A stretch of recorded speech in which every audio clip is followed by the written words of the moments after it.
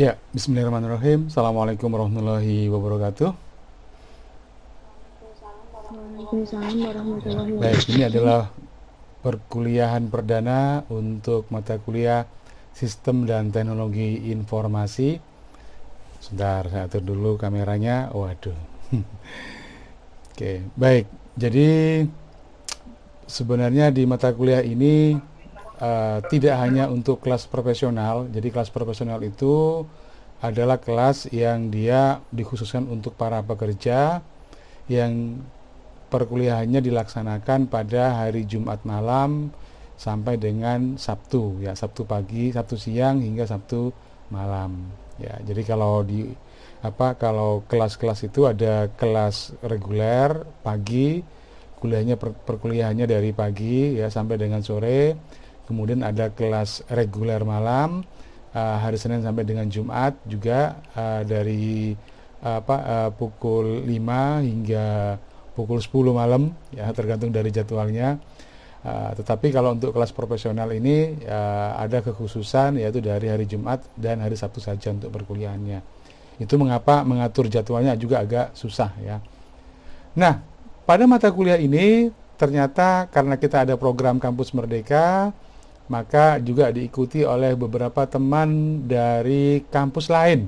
Ya, jadi di sini ada Mbak Intan, ada Mbak Nur Hikmah, ada Selina, Mas Yohanes juga, ya.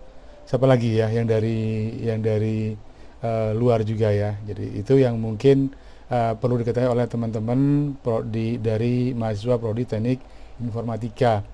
Jadi memang kelas profesional itu kalau nggak salah jumlahnya sekitar 20 atau berapa ya jumlah mahasiswanya. Sedangkan yang kalau kelas pagi sampai 40 sampai 64 mahasiswa. Oke, jadi saya akan share terlebih dahulu, share screen. Ya, jadi ini adalah peserta ya dari kampus lain, ada Mas Yohanes, Mbak Selina dari Tanjung Pura, Mbak Nur Hikmah dari Mula Marman. Jurusannya bukan dari informatika ya, tapi dari pendidikan kimia, sastra Inggris, akuntansi, ilmu kelautan. Mbak Melena juga dari ilmu kelautan. Jadi yang perlu diperhatikan adalah bahwa mata kuliah ini sebenarnya adalah mata kuliah yang sifatnya umum ya, tidak hanya mahasiswa teknik informatika, tapi juga bisa diikuti oleh mahasiswa dari prodi lain. Oke, ini gambarannya. Ya, oke. Sebagai awal saya akan menyampaikan kontrak perkuliahan terlebih dahulu. Ya, perlu Anda ketahui bahwa kita harus menyepakati beberapa hal di dalamnya. Oke, baik. Jadi mata kuliah ini ya bernama Sistem dan Teknologi Informasi. Nanti saya akan jelaskan apa itu Sistem dan Teknologi Informasi. Kemudian biar saya kelihatan. Oh, ini siapa yang kelihatan ya? Oke. Ya, menghalangi ya. Ya, jadi kemudian ini nilainya 2 SKS, dosennya saya ya. Kemudian pertemuannya sebanyak 16 kali pertemuan ya, 2 kali untuk ujian UTS dan UAS. Pada prinsipnya adalah bahwa mata kuliah ini mengajarkan dasar-dasar sistem komputer, teknologi informasi dan pemanfaatannya sesuai perkembangan terkini. Jadi saya berharap bahwa Anda semua nantinya bisa menyesuaikan, mencocokkan dengan kondisi apa yang ada di kehidupan kita sehari-hari berkaitan dengan teknologi informasi. Jadi sebenarnya teknologi informasi itu bukan suatu hal yang asing, tapi sebenarnya adalah hal yang kita manfaatkan bersama. Termasuk juga perkuliahan ini menggunakan Zoom meeting, ya mungkin suatu saat kita akan menggunakan Google Meet juga, ya ataupun e-learning lainnya juga, maka itu juga adalah bagian dari teknologi informasi. Ya. Oke, penilaiannya 20% tugas, 40% UTS, dan 40% UAS. Ya, ini dasarnya. Kita masuk pada pengantarnya terlebih dahulu. Jadi Anda harus memahami mata kuliah ini tentang apa sih. Wah, ini bahaya ya, internet saya agak tidak stabil. Mudah-mudahan suaranya masih bisa ditangkap dengan baik. Jadi sistem itu berasal dari bahasa Latin ya, atau bahasa Yunani yang artinya kesatuan terdiri dari atas beberapa komponen atau elemen yang dihubungkan ya, kemudian dia memudahkan aliran informasi, materi atau energi untuk mencapai satu tujuan. Tapi Anda bisa menggunakan bahasa yang jauh lebih sederhana bahwa sistem itu adalah sekumpulan komponen yang saling bekerja sama untuk mencapai satu tujuan. Oke. Sedangkan teknologi informasi ya, atau ini adalah serapan dari information technology, yang artinya ya sebuah teknologi yang digunakan untuk membantu kehidupan manusia ya. Untuk apa? Untuk bisa membuat, mengubah, menyimpan ya, dan mendistribusikan informasi. Jadi sekali lagi fokus utamanya adalah berkaitan dengan informasi. Kegiatan teknologinya berupa membuat, mengubah, menyimpan, mengkomunikasikan, dan menyebarkan informasi. Karena kita berkaitan dengan sistem dan teknologi informasi, maka ini tidak lepas dari teknologi komputer. Ya, jadi sistem yang kita bicarakan nanti akan berkaitan dengan sistem komputer, jaringan, dan internet. Ya, oke. Kemudian pertanyaan mendasarnya adalah mengapa kita penting untuk mengetahui, memahami teknologi informasi. Ya, jadi kalau ini hari ini beberapa dari sastra Inggris, perkapalan, akuntansi, mana lagi tadi ya, itu belajar tentang teknologi informasi ya. Kalau prodi teknik informatika memang itu satu keharusan ya. Maka Anda harus memahami bahwa saat ini kita hidup di revolusi industri 4.0. Saya akan coba untuk runtut sejarahnya bahwa pada abad ke-18 saat ditemukannya mesin uap. Mesin uap itu pada prinsipnya adalah semacam kettle atau panci yang diisi air. Ketika air tersebut dipanaskan, maka akan menghasilkan uap air. Uap air itu bertekanan dan dapat mendorong turbin atau mendorong kincir ya. Ini yang kemudian digunakan untuk menggerakkan mesin-mesin industri. Jadi industri 1.0 itu ditandai dengan ditemukannya mesin uap yang dapat menggerakkan ya berbagai macam mesin untuk produksi. Maka muncullah kereta api uap, ya, mobil, ya, dan bahkan sepeda motor uap pada waktu itu. Bahan bakarnya pakai apa? Yang awalnya pakai kayu, kemudian setelah ditemukannya batu bara, maka menggunakan batu bara. Bahkan kemudian juga menggunakan bensin ataupun minyak tanah atau minyak bumi ya. Kemudian pada abad ke-19 ya, maka setelah ditemukannya listrik ya, ditemukan listrik, maka kemudian mesin-mesin produksi itu digerakkan dengan menggunakan energi listrik. Sehingga kemudian berbagai macam produksi akan jauh lebih cepat ya, akan jauh lebih menghemat tidak polusi udara ya. Kenapa? Karena jauh lebih bersih. Ya, oke. Kemudian ini Mas siapa nih tadi yang Abdul Rahman Ajidan ya. Oke, coba bentar.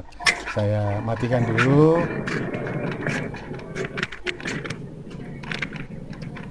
Yes. Oke. Saya share lagi.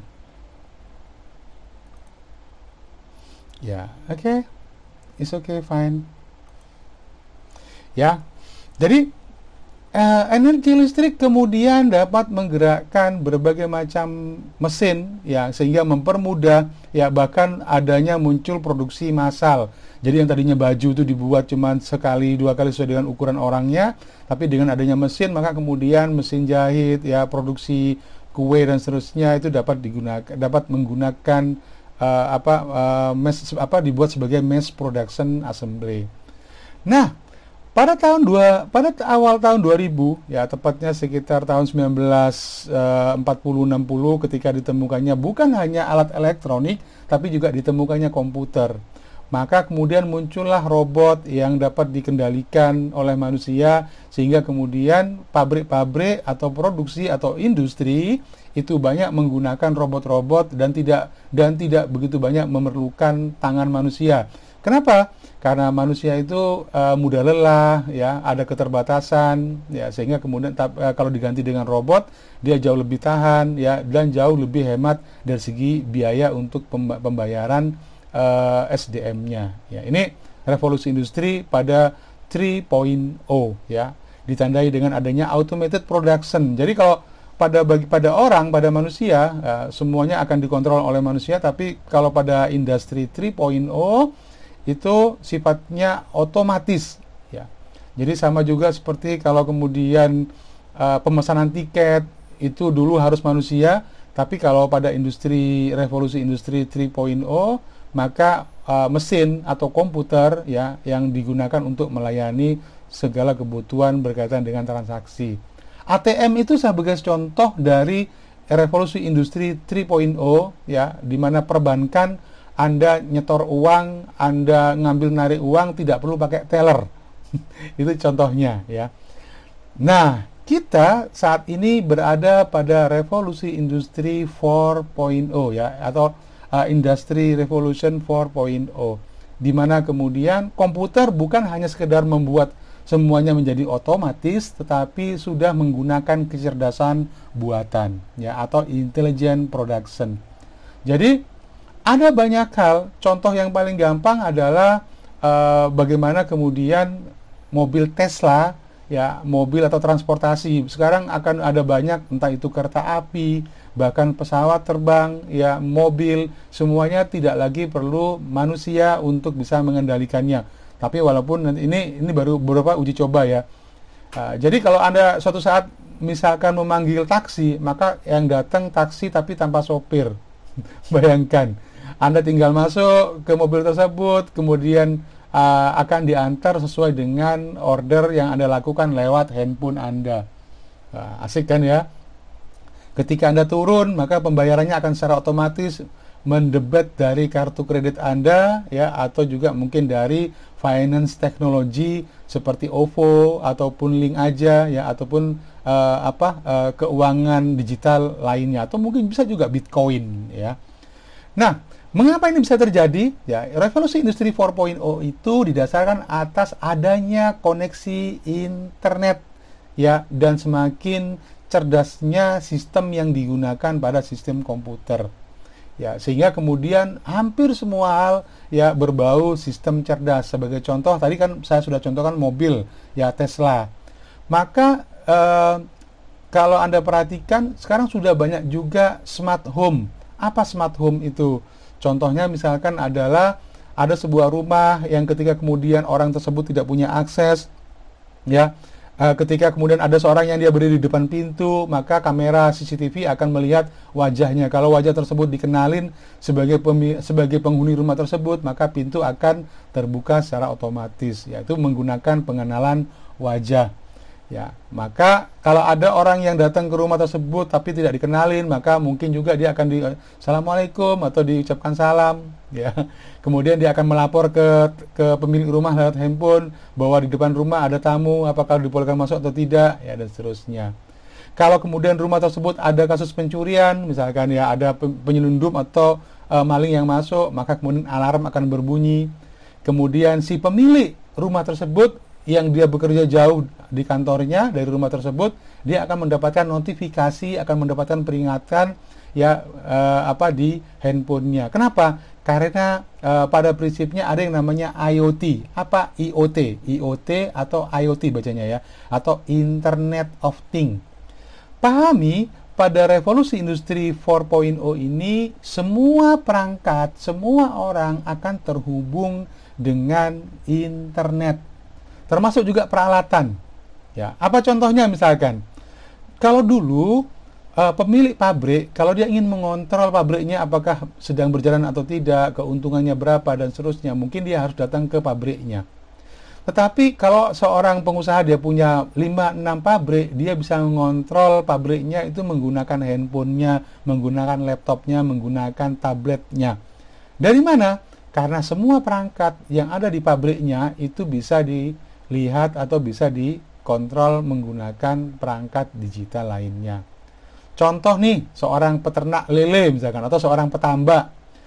Nah, untuk untuk bisa mengontrol apakah air tambaknya itu bagus atau tidak, kadar asamnya, tingkat kekeruhannya, kemudian level ketinggian airnya, pakan yang disediakan, itu bagus atau tidak, dia nggak perlu datang ke tambaknya, tapi cukup kemudian diinstal perangkat di tambak tersebut untuk mengontrol dan memonitor ya kondisi air tambak ikannya.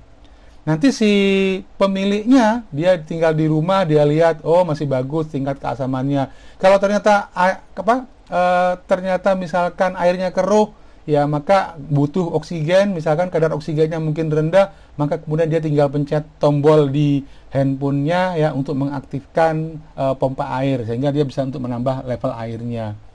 Kalau kemudian dia juga bisa mengontrol apakah jumlah pakan yang tersedia ya yang dilakukan secara otomatis tadi masih cukup atau tidak. Nah, itu masuk bagian dari kecanggihan pemanfaatan teknologi informasi untuk pertanian ya. Jadi bukan hanya untuk rumah yang cerdas tadi saja keamanannya, tapi juga bisa untuk macam-macam.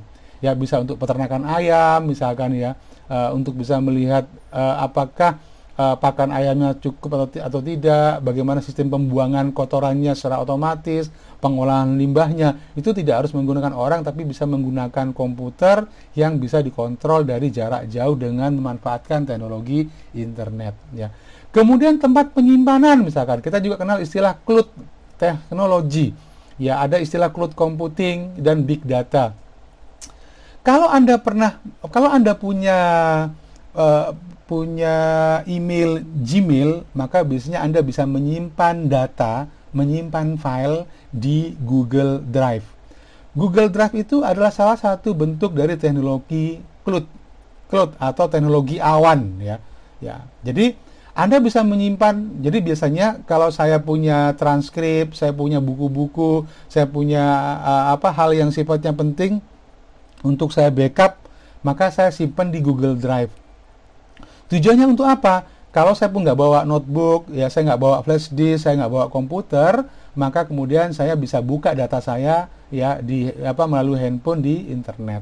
Ya, kenapa? Karena berada di Google Drive yang mudah dan bisa dibuka dari mana saja. Ya, kemudian ini juga eranya dari big data. Bayangkan Google itu mengumpulkan banyak sekali data. Ini data-data ketika Anda, jadi gini. Perilaku orang yang memanfaatkan Google itu juga akan terekam. Ya, atau ketika Anda membuka YouTube, maka apa yang Anda klik, apa yang Anda cari, semuanya juga akan direkam. Itu masuk pada istilah big data. Contoh nih, ketika Anda buka Google, pencarian di Google, misalnya Anda nyari misalkan jam tangan, maka oleh Google Anda akan data riwayat Anda mencari sesuatu itu akan terekam. Ketika Anda buka Facebook, ya, maka Facebook akan menawarkan iklan berkaitan dengan apa yang tadi Anda cari. Ketika Anda buka YouTube, maka juga iklan yang muncul sesuai dengan apa yang seringkali Anda cari. Ya, itu bagaimana kemudian big data digunakan untuk bisa menganalisis perilaku konsumen, kemudian juga menawarkan iklan yang sesuai dengan perilaku konsumen tersebut. Itu mengapa kemudian kita membayar iklan di Facebook, kita bisa beriklan di Instagram, kita bisa beriklan di YouTube. Jadi kalau Anda perhatikan antara WhatsApp, YouTube ya, Facebook, YouTube itu adalah orang yang sama kan? Pemiliknya sama. Jadi punyanya Facebook ya. Jadi Facebook itu sudah membeli Instagram dan sudah membeli WhatsApp, sehingga kemudian iklan-iklannya bisa juga ketika di Instagram ataupun di Facebook itu sesuai dengan Google AdSense-nya ya, yang bekerjasama dengan Google tadi. Baik, selain Industry Revolution 4.0, kita juga membahas tentang Society 5.0. Jadi pemerintah Jepang kemudian mendefinisikan bahwa sebenarnya kita saat ini adalah masyarakat 5.0. Apa sih sebenarnya masyarakat 5.0 itu? Kita mulai dari masyarakat 1.0 ya. Jadi masyarakat 1.0 itu adalah masyarakat awal yang memenuhi kebutuhan hidupnya dengan cara berburu.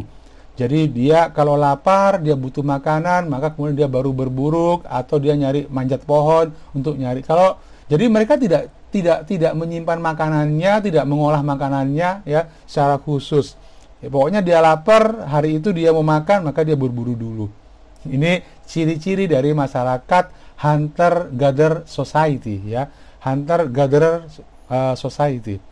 Kemudian masyarakat 2.0 adalah masyarakat agraria, yang tadinya mereka tuh berpindah-pindah tempat untuk mencari buruan, tapi kalau pada masyarakat agraria, mereka sudah beternak dan sudah bercocok tanam. Mereka sudah menyiapkan lahan, bertani, ya, menanam bahan pangan. Kemudian, oleh karena itu kemudian mereka yang sukses, yang biasanya menjadi juragan tanah, menjadi penguasa, itu adalah mereka yang punya tanah, mereka yang punya orang-orang untuk bekerja di ladangnya sebagai tuan tanah ya. Nah, ini adalah masyarakat 2.0. Sedangkan masyarakat 3.0 itu adalah masyarakat industri, di mana kemudian orang-orang yang sukses, orang-orang kaya, orang-orang borju, ya, borjuis ya, itu atau adalah mereka yang punya usaha, punya tambang, ya, mereka yang punya industri, ya. Dan kegiatan masyarakatnya adalah muncullah masyarakat pekerja. Ada buruh dan ada pemilik perusahaan, ya. Ini semua hal kemudian itu menjadi industri tekstil, industri pertanian, dan seterusnya ya.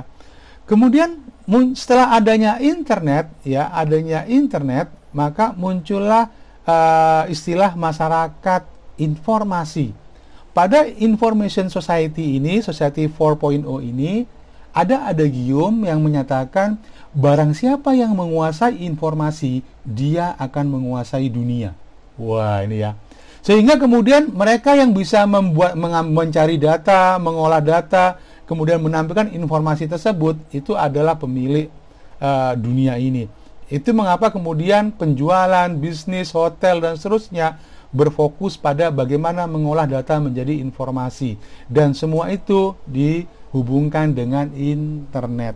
Jadi masyarakat 4.0 itu berbasis pada internet.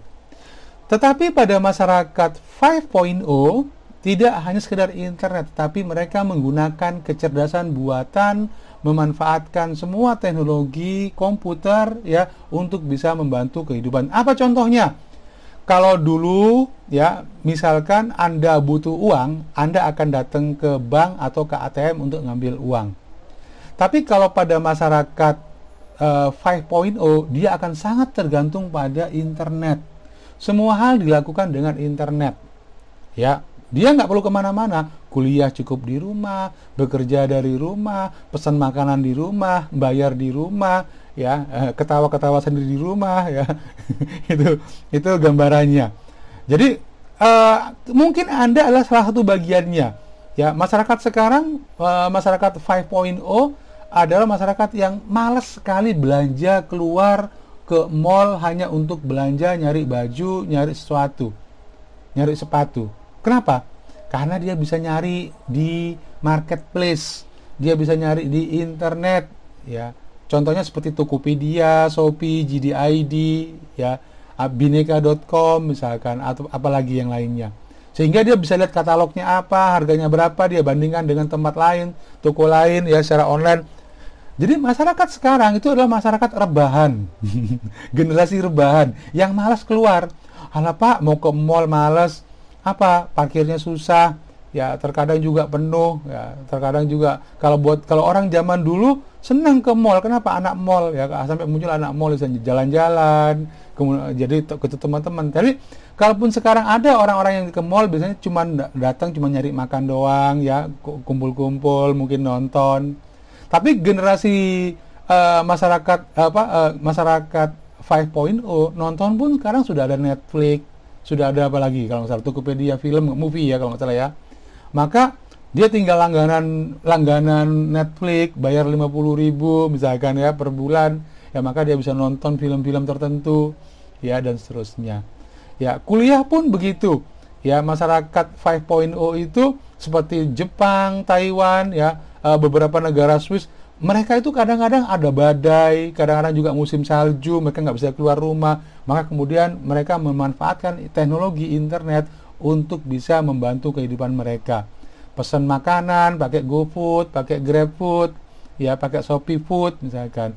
Bayar tinggal pakai mobile banking, e-banking, ya seolah-olah bahwa kalau punya e-banking dan mobile banking itu kita seperti punya ATM di rumah kita sendiri, ya. Bahkan Anda bawa aplikasi di handphone Anda, ya mobile banking itu seperti punya ATM kemana-mana. Kalau mau transfer tinggal buka, kalau Anda ingin lihat apakah ada transfer yang masuk, bisa dibuka mobile banking, yang nggak harus ngeprint buku tabungan ke bank, ya. Itu semua adalah bagian dari masyarakat 5.0. Bahkan kalau Anda perhatikan di masyarakat 5.0 itu bisnis, ya bekerja itu semuanya juga dari rumah. Kenapa? Karena kantor-kantor males. Jadi kalau kantor-kantor pada revolusi industri pada masyarakat 3.0 itu datang ke kantor macet-macet pagi hari, pulangnya malam hari, ya kan? Tapi kalau kemudian itu bukan berupa sebuah pelayanan, contohnya seperti desainer, arsitek, apalagi profesi-profesi yang dia tidak membutuhkan harus bertemu secara langsung, maka kemudian itu bisa manfaatkan, dia bisa bekerja dari rumah. Jadi jangan heran kalau pada masyarakat 5.0 orangnya nggak pernah kemana-mana tapi bisa kaya raya. Dikira sama tetangganya dia pelihara tuyul, ya. Gara-gara dia kok nggak pernah kemana-mana tapi kok punya uang, bisa beli mobil, bisa beli motor, ya. Padahal dia bisa bekerja secara online. Yaitu gambaran dari masyarakat 5.0. Baik, apa sih pokok bahasan yang akan kita diskusikan selama 1 semester? Ya, semua judulnya, pokok bahasanya saya menggunakan bahasa Inggris, ya, karena ketika diterjemahkan ke dalam bahasa Indonesia itu terkadang juga kemudian menjadi aneh, ya. Ya, mengapa kemudian saya sebut aneh? Ya, karena tidak semua istilah dalam bahasa Inggris, istilah komputer itu mudah untuk bisa diterjemahkan, ya. Makanya kenapa kemudian kita menggunakan bahasa Inggrisnya. Referensi yang saya gunakan juga menggunakan bahasa Inggris, ya, termasuk juga PowerPoint-nya. Jadi sebenarnya materinya begitu banyak, tetapi apa yang saya tampilkan di PowerPoint itu sudah begitu ringkasannya, ya. Pertama adalah bahwa pokok bahasan kita berkaitan dengan introducing today's technologies. Kita akan bicara tentang computers, devices, and the web. Jadi bahasan kita tentang komputer, perangkatnya, dan internet, ya, atau web, ya. Pokok bahasan yang kedua, connecting and communicating online, ya, internet, website, and media. Bagaimana internet bisa dan website bisa kita manfaatkan sebagai media komunikasi, ya, sebagai media komunikasi dan promosi juga. Yang ketiga berkaitan dengan komputer and mobile devices. Jadi ada istilah komputer dan ada istilah mobile devices atau perangkat yang bisa bergerak. Bukan ini kalau mau istilah mobile bukan mobil, ya, bukan, ya, tapi istilah mobile itu artinya perangkat suatu hal yang sifatnya bergerak atau berpindah-pindah. Nah, apa bedanya antara komputer, ya, yang digunakan untuk bekerja di rumah, untuk bekerja di kantor, dan komputer yang dipakai untuk di rumah? Maka ini kita akan coba untuk analisis secara kritis, ya. Kita akan evaluasi apa sih kebutuhannya. Kalau saya mau beli komputer untuk kuliah, kira-kira komputer tipe apa, Pak, ya? Berapa harganya? Nanti kita akan lihat di sini, ya. Nah, Pak, kalau saya butuh komputer untuk desain game atau 3ds Max misalkan, kira-kira saya butuh tipe apa? Ya, bisa saja Anda bilang, pokoknya tarik komputer yang paling mahal, harga 20 juta pasti bagus. Ya, enggak juga gitu. Kalau Anda seringkali berpindah-pindah, maka untuk kebutuhan kantor, untuk bisnis, Anda tidak bisa membeli komputer yang untuk game. Komputer game itu harganya bisa 20-30 juta, tapi berat. Ya, berat, bahkan juga walaupun dia layarnya lebar, memudahkan, tapi tidak cocok kalau Anda harus pergi kemana-mana untuk presentasi dengan klien, ya. Maka mungkin Anda akan membutuhkan yang jauh lebih tipis, ya, atau jauh lebih ringan, ya. Kemudian yang keempat kita akan bahas tentang program aplikasi, ya, program komputer dan aplikasinya untuk bisa meningkatkan produktivitas, ya, grafik, ya, isu grafiknya, kualitas dari gambar yang ditampilkan, keamanannya, serta perangkat tool lainnya. Pada prinsipnya Anda harus paham bahwa komputer itu bukan hanya masalah hardware seperti yang di pokok poin yang ketiga, tapi juga berkaitan dengan software. Semahal apapun komputer yang Anda beli, tapi kalau tidak ada softwarenya, maka tidak bisa digunakan. Sama halnya seperti kalau Anda punya komputer, tapi di rumah Anda tidak ada listrik, maka juga tidak bisa digunakan. Software itu adalah bagian dari bagaimana kita bisa memanfaatkan komputer, hardware komputer untuk tujuan kita. Ya. Yang kelima kita akan bahas tentang digital security. Ya, jadi komputer dan software itu mungkin gampang untuk kita gunakan. Tapi aman nggak sih Pak kalau saya nyimpen data? Ya kan? Nah, maka bagaimana tingkat keamanannya, bagaimana etika dalam menggunakan software-software dan luaskan data misalkan ya. Bagaimana tingkat privasinya, sehingga kita akan bahas tentang apa ancamannya, isu dan keamanan yang ada pada pada dunia digital ini.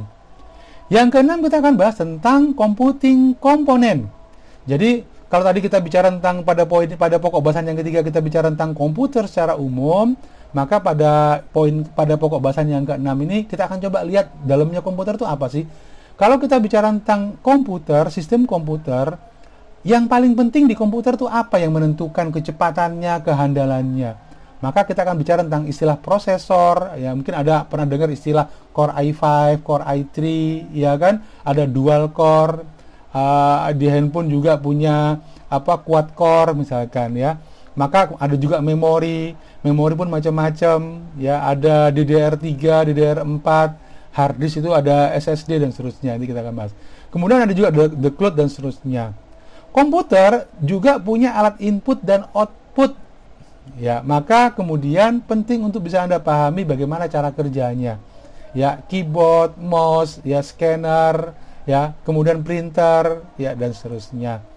Nah, juga komputer tadi punya tempat penyimpanan yang kita sebut sebagai digital storage ya, bagaimana preserving content locally and on the cloud. Jadi data dan informasi yang kita punya bisa disimpan di komputer kita ya yang sifatnya lokal, bisa juga kemudian disimpan secara cloud atau di dunia maya. Ya, ini Pak, apakah kalau saya punya website itu saya harus punya server sendiri? Enggak juga. Ada yang namanya teknologi cloud.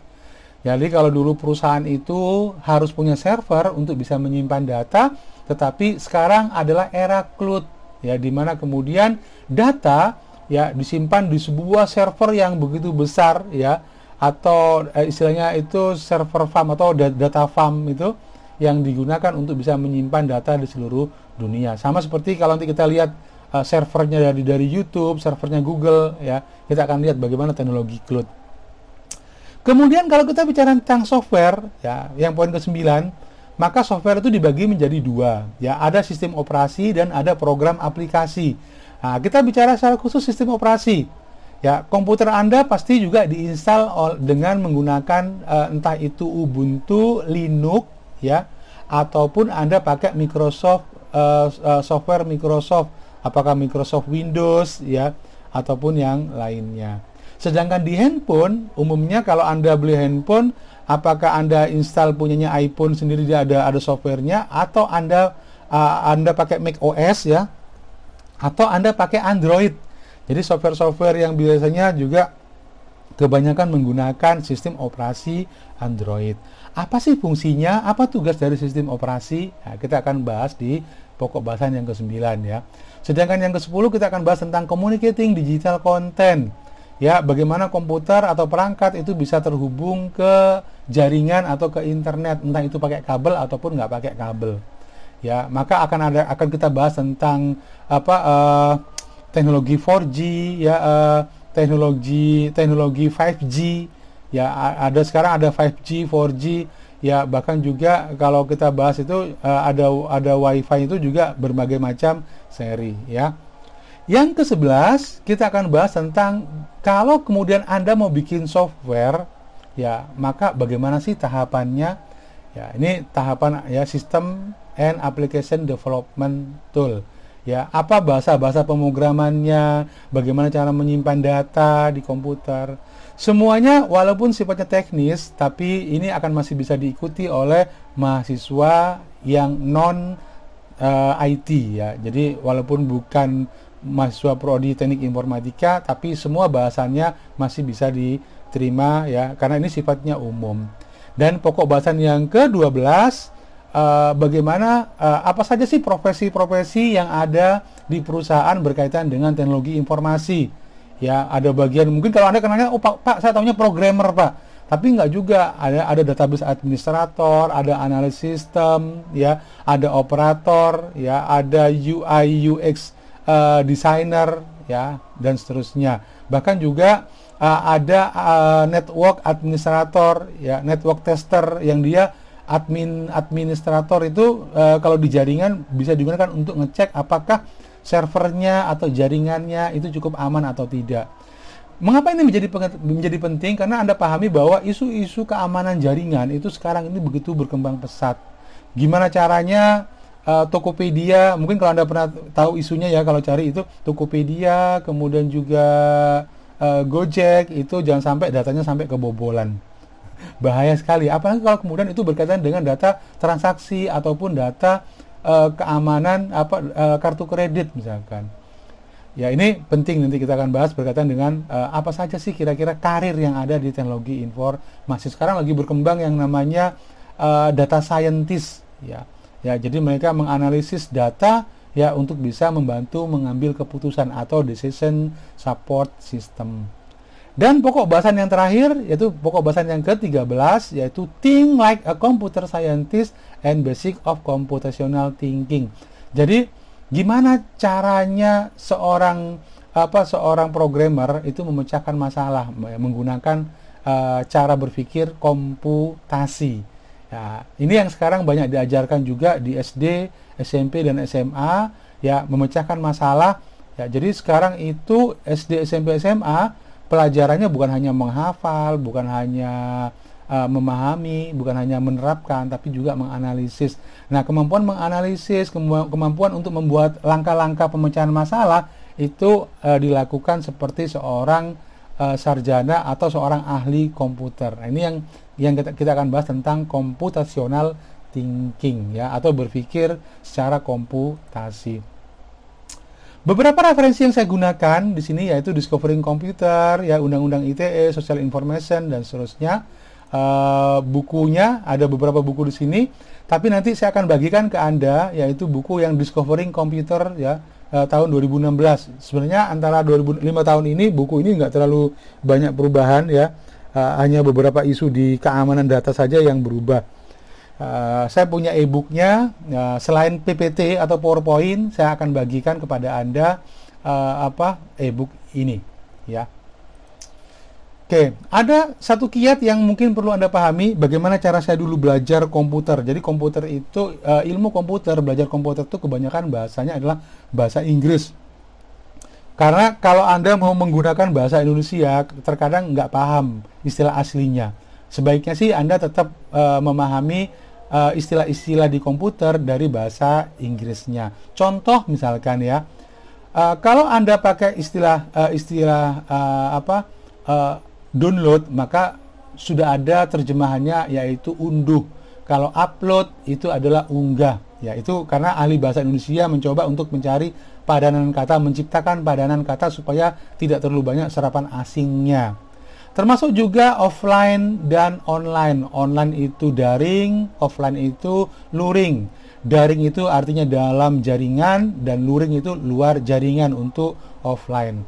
Nah, saya dulu kalau belajar komputer atau membaca buku komputer karena dalam bahasa Inggris, maka saya biasanya membuat semacam kamus istilah, ya, atau glossary. Jadi misalkan istilahnya apa, joystick misalkan, maka joystick itu adalah perangkat, ya. Flash disk atau USB, maka USB itu singkatan dari Universal Serial Bus misalkan, ya.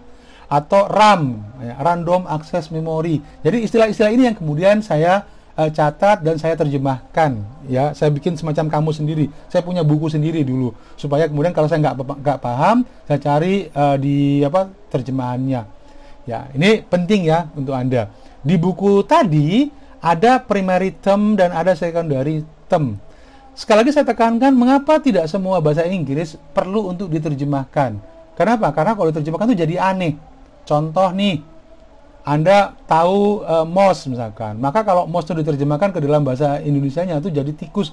Pak, saya beli tikus. Coba Anda datang ke toko komputer terus bilang, Pak saya beli tikus, tikus saya mana ya? Gitu. Kalau waktu Anda ternyata mouse Anda nggak ketemu, maka pasti tetap juga pakai istilah mouse. Walaupun ada terjemahan dalam bahasa Indonesia disebut sebagai tetikus. Tetikus itu adalah istilah resmi untuk mouse, ya. Kemudian keyboard, ya keyboard itu apa? Papan kunci, juga nggak tepat, juga nggak enak. Nggak pernah saya ketemu sama mahasiswa atau ada orang nyari, saya beli papan kunci, sehingga tetap pakai istilah keyboard, ya. Atau kalau Anda tahu komponen komputer, salah satu komponen komputer yaitu motherboard. Mother itu ibu, board itu papan. Pak, Bu, saya beli papan ibu. Nggak cocok juga. Yang lebih konyol lagi adalah joystick. Kalau Anda mungkin main game, ada alat yang namanya joystick. Joy itu kenikmatan, stick itu tongkat. Nah, kalau diterjemahkan jadinya tongkat kenikmatan. Nah, ini kan jadi ngeres juga kan pikirannya. Oleh karena itu kemudian ya kenapa saya akan memaksa Anda untuk menggunakan bahasa Inggris di buku dan di slide presentasi, supaya Anda juga bisa tambah pinter bahasa Inggrisnya. Gitu ya. Jadi kuliah sistem dan teknologi informasi tapi punya bonus bahasa Inggris di dalamnya. Tapi saya akan tetap ngomong dalam bahasa Indonesia ya, walaupun slide-nya dalam bahasa Inggris. Ya, baik. Sampai di sini ada pertanyaankah? Ya, jadi sebelum saya lanjutkan ke materi berikutnya, silakan ya, sediakan kopi dan teh. Saya sudah menyiapkan teh gelas besar untuk bekal ngajar ya. Ini kopi ya. Kopi. Jadi Anda pun begitu, silakan siapkan teh atau kopi atau camilan ya, supaya Anda jauh lebih bersemangat, punya energi untuk bisa mengikuti kuliah kita. Kalau tidak ada pertanyaan, saya akan lanjutkan ke materi pertama. Ya, materi pertama. Oke, saya akan share screen lagi. Kemudian,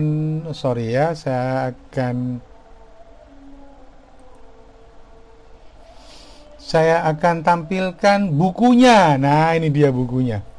Jadi, ini adalah buku nanti yang akan saya bagikan ke Anda. Jadi, buku ini berwarna dalam bahasa Inggris. Ini ada cerita sejarah tentang komputer ya, tentang tahun sekian ditemukannya komputer PC, tahun sekian ada internet, tahun sekian ada ini ya, dan seterusnya. Ya, tapi kemudian apa keuntungannya, ada beberapa vendor untuk komputer ya, ada IBM, ada Apple, ada Microsoft, kemudian prosesor, bahasa pemrograman dan sebagainya. Ini buku ini akan saya bagikan nanti di grup WA ya. Jadi judul bukunya tadi adalah Enhanced Edition Discovering Computer ya. Buku ini sebenarnya kalau dibeli secara online ya itu cukup mahal, sekitar 800.000 kalau nggak salah, 800.000. Ya, buku komputer bahasa Inggris memang cukup mahal ya. Jadi saya dulu pernah beli buku tipis sekali untuk kegiatan tesis itu, harganya sekitar 400.000 ya. Itu tahun berapa itu? Tahun 2000 sekian itu. Ya, ini ya. Jadi saran saya, kalau Anda waktu sebelum perkuliahan, karena saya akan mengajarkannya per bab, bahasanya per bab, maka Anda baca dulu bukunya. Setelah Anda baca bukunya, baru kemudian Anda ngikutin kuliah saya. Atau sebaliknya, setelah saya jelaskan, ya ini contohnya ya. Jadi ada teknologi seperti ini misalkan. Setelah saya jelaskan, ya maka kemudian Anda baca kembali. Kenapa? Karena apa yang saya jelaskan di slide presentasi itu hanya pokok-pokoknya saja, sedangkan detailnya, ya informasi mendalamnya Anda bisa dapatkan di buku tersebut. Ya baik, saya akan mulai dari materi Introduction to Today's Technology Chapter 1 ya. Ya, jadi apa yang akan kita bahas yaitu beberapa perbedaan antara istilah laptop, tablet, desktop, dan server. Kemudian juga mungkin Anda akan bertemu dengan istilah smartphone, ya, kamera digital, portable and digital media player, e-book reader, dan seterusnya. Ya, kemudian juga kita akan bahas tentang apa itu internet, apa itu keamanan malware, virus, ya, trojan, ya, itu yang akan kita bahas di kegiatan pada tapi secara garis besarnya. Saya mulai dari perkembangan teknologi ya. Karena perkembangan teknologi itu begitu cepat, teknologi selalu ditemukan baru, ya, maka kemudian itu mengapa Penting bagi Anda untuk bisa memahami, ya, mengetahui literatur atau informasi secara digital berkaitan dengan perkembangan teknologi. Ya, jadi ini ada istilah-istilah baru yang diciptakan setiap hari, ya, berkaitan dengan teknologi informasi, dan pemanfaatannya tidak jauh-jauh dari diri kita. Apa contohnya? Misalkan dulu Anda mungkin tidak tahu kalau gelang itu, ya, bisa berupa jam. Ya, ada istilah Mi Band misalkan yang punyanya Xiaomi yang berupa gelang tapi juga berfungsi sebagai jam. Juga berfungsi sebagai alat ukur detak jantung, juga bisa untuk mengontrol kesehatan, bisa untuk mengukur berapa langkah Anda hari itu sehingga Anda bisa dikatakan sehat. Ya, kalau Anda sampai 3.000 langkah berarti itu adalah syarat minimal untuk sehat, memperkuat tulang dan seterusnya. Itu teknologi. Handphone pun begitu. Jadi, ya, ada banyak sekali teknologi-teknologi terbaru berkaitan dengan, ya, kehidupan kita sehari-hari. Nah, dasar dari teknologi informasi dimulai dari adanya komputer pada tahun 1940-an, ya. Jadi tahun 1930 dan seterusnya itu memang ada komputer-komputer besar, tapi pada tahun sekitar tahun 1960, 1980 ketika kemudian IBM menciptakan personal komputer, ya, maka komputer digunakan begitu luas. Apa sih komputer itu? Ya, secara istilah bahwa komputer itu adalah perangkat elektronik atau alat elektronik yang dioperasikan dengan di bawah kontrol dari program atau instruksi yang disimpan di memori. Ya, itu komputer. Paling gampangnya, ya, komputer adalah seperangkat alat elektronik, ya, yang memiliki alat input, alat proses, dan alat output serta memori yang dikendalikan oleh seperangkat program. Udah, itu aja. Jadi kata kuncinya ada beberapa kata kunci: alat elektronik, punya alat input, punya alat untuk mengolah atau prosesor, dan punya alat output, dan dikendalikan oleh program komputer. Ya, itu simpelnya. Nah, di sini ada istilah data dan informasi. Jadi komputer pada prinsipnya adalah dia menerima inputan data, ya, ada alat input data itu diinputkan, kemudian diolah oleh bagian prosesor di dalamnya dan menghasilkan informasi. Kalau begitu, apa itu informasi, Pak? Informasi adalah data yang telah diolah, ya. Jadi data diolah menjadi informasi, atau informasi adalah hasil dari pengolahan data. Dibolak-balik sama saja, ya. Ya, baik, itu prinsipnya. Jadi kalau Anda pahami bahwa komputer itu tidak seperti kantong Doraemon. Ya, kantong Doraemon kan bisa keluar apa saja. Jadi kalau tidak pernah ada yang dimasukkan, maka pasti juga tidak akan ada yang pernah dikeluarkan. Jadi kalau Anda beli komputer baru, Anda nyalakan, ya, kemudian Anda nyari di komputer tersebut, misalkan gambarnya gambarnya Pak Jokowi misalkan, maka pasti nggak akan ketemu. Kenapa? Karena belum pernah ada gambarnya Pak Jokowi yang dimasukkan ke dalamnya. Kecuali kalau komputer Anda dihubungkan ke internet, kemudian Anda cari, maka gambarnya Pak Jokowi akan masuk melalui modem Anda, kemudian disimpan di komputer Anda dan ditampilkan di layar monitor. Intinya adalah komputer tidak akan dapat mengeluarkan informasi apapun kalau tidak pernah dimasukkan data sesuai kebutuhannya. Maka di dalam konsep cara kerja komputer dikenal istilah GIGO. Bukan lo, ya, nggak pakai lo, ya, cuman GIGO aja, nggak pakai lo, ya. GIGO itu singkatan dari garbage in, garbage out. Kalau sampah yang masuk, maka keluarnya juga sampah. Ya, garbage tulisannya, ya, garbage in, garbage out. Artinya bahwa output dari komputer tergantung dari apa yang diinputkan. Kalau yang dimasukkan sampah, maka keluarnya juga akan sampah. Jadi nggak fair kalau kemudian ada orang, ini yang salah komputernya. Ya, nggak juga. Komputer itu sesuai dengan data apa yang dimasukkan dan bagaimana mengolahnya. Ya, kalau datanya salah, ngolahnya salah, ya sampah yang keluar. GIGO bisa juga diterjemahkan ya sebagai gold in, gold out, atau emas yang masuk maka emas juga yang keluar. Jadi kalau datanya berharga maka informasinya juga akan berharga atau bernilai. Ya. Oke. Sementara ini bahwa yang kita ketahui, yang Anda ketahui, bentuk komputer itu ya seperti ini. Ya. Walaupun sebenarnya di mobil kita itu juga ada komputernya. Ya, dia digunakan untuk bisa mengendalikan pembakaran di mesin, mengontrol apakah tekanan oli merem bagus, ya, kecepatannya dan seterusnya. Itu pokoknya semuanya dia bisa kontrol. Jadi komputer itu tidak hanya apa yang kita lihat seperti ini ya. Ini adalah komputer yang dipakai secara umum. Ada istilah laptop, tablet, desktop, all-in-one, dan server. Selain istilah laptop, ada juga istilah notebook. Sebenarnya istilah laptop dan notebook itu sama, tergantung dari produsennya. Tapi istilah yang paling umum adalah laptop. Ya. Dulu awalnya komputer itu dikenal dengan istilah PC, PC atau personal computer. PC atau personal computer itu adalah komputer yang dipakai oleh perseorangan. Ya. Maka kemudian biasanya diletakkan di atas meja, maka istilah lainnya akhirnya dikenal dengan istilah desktop, karena komputernya diletakkan di atas meja. Tetapi kemudian karena komputer itu semakin ringan, semakin kecil, dan bisa dipangku, maka kemudian muncullah istilah laptop. Lap itu artinya pangku ya, jadi komputer tersebut bisa dipangku.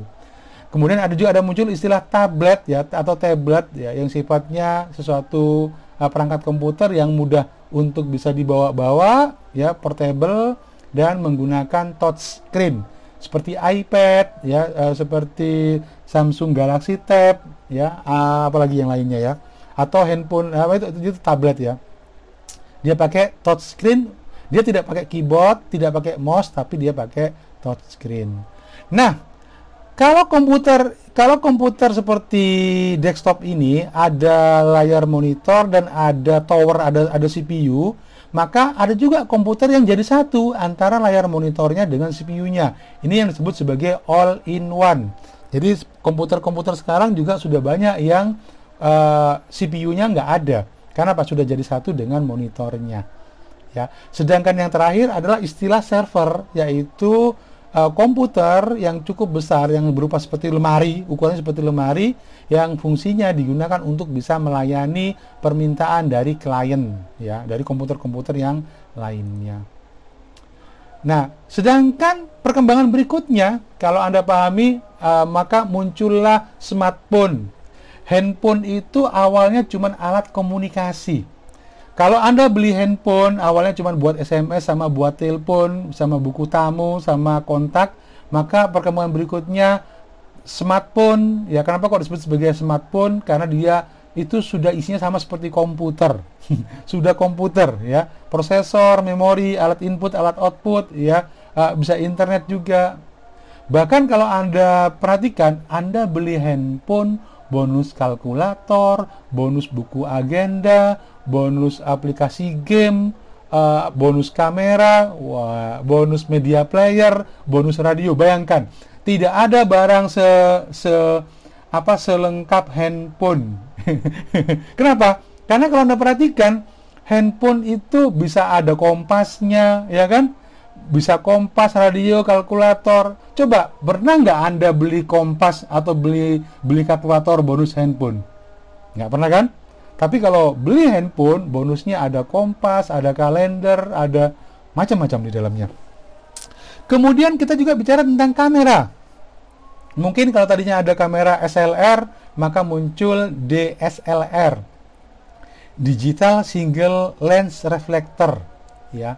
Nah, jadi kamera digital itu nggak pakai film, dimana kemudian ketika orang memotret, ya, cahaya masuk melalui lensa, kemudian cahaya tersebut diubah dalam bentuk data digital red, green, blue, ya, RGB istilahnya, red, green, blue, maka disimpan dalam bentuk file, entah itu JPEG ataupun jenis file gambar yang lainnya.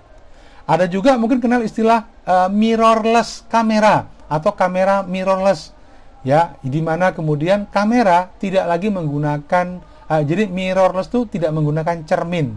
Ya, sedangkan kalau pada SLR itu menggunakan cermin ya untuk dipantulkan ya. Itu perbedaannya.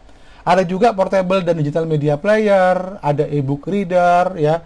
Ada istilah wearable device atau barang ya, perangkat yang dipakai.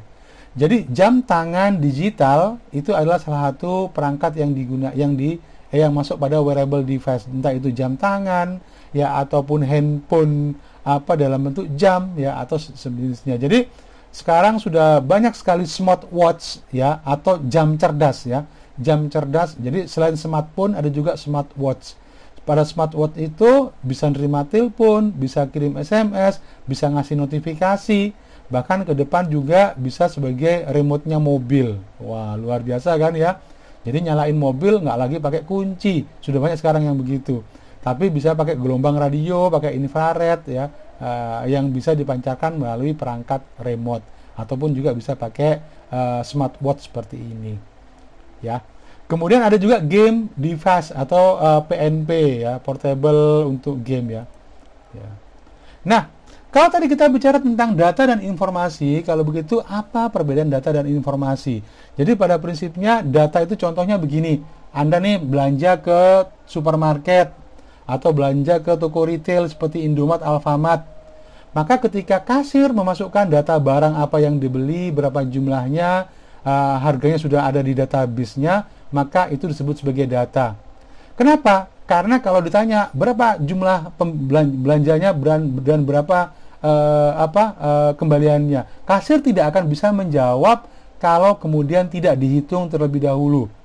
Ya, jadi data yang diinputkan, barang yang apa yang dibeli, ya itu tidak bisa, itu merupakan data. Ya, kenapa? Karena data tersebut, fakta-fakta tersebut tidak bisa kita pahami secara langsung. Jadi data adalah sekumpulan fakta yang tidak bisa kita pahami dan kita tidak bisa manfaatkan secara langsung.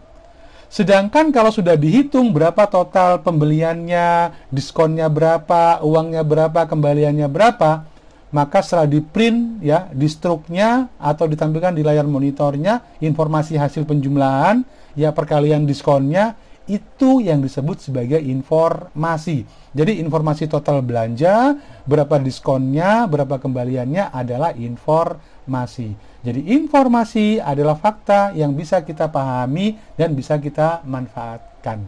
Ya, itu perbedaan antara data dan informasi. Oke, kita bahas tentang data dan informasi. Pada awal mulanya bahwa komputer itu hanya bisa menerima data berupa huruf dan angka.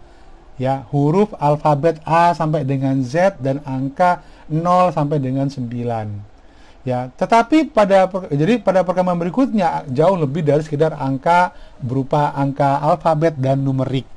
Jadi alat yang digunakan untuk memasukkan data berupa huruf dan angka adalah keyboard pada umumnya.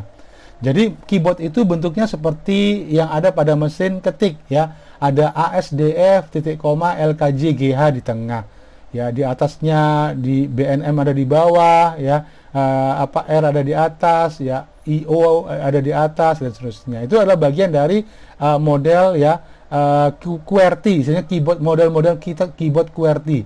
Bentuk dan ukuran keyboard tergantung dari produsennya dan perangkat yang digunakan ya.